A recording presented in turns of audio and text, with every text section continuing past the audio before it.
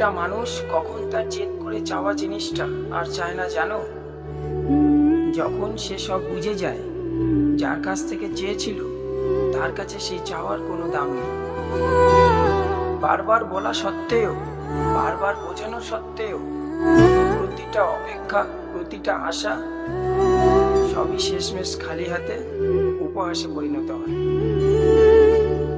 তখন আর জেদ থাকে না, অভিমান থাকে না, থাকে কেবল একরাশ ব্যর্থতা।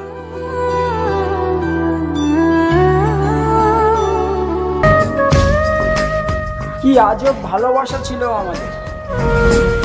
শুরুটা হয়েছিল কোনো প্রপোজ ছাড়াই, আর শেষটা হয়ে গেল ব্রেকআপ ছাড়াই।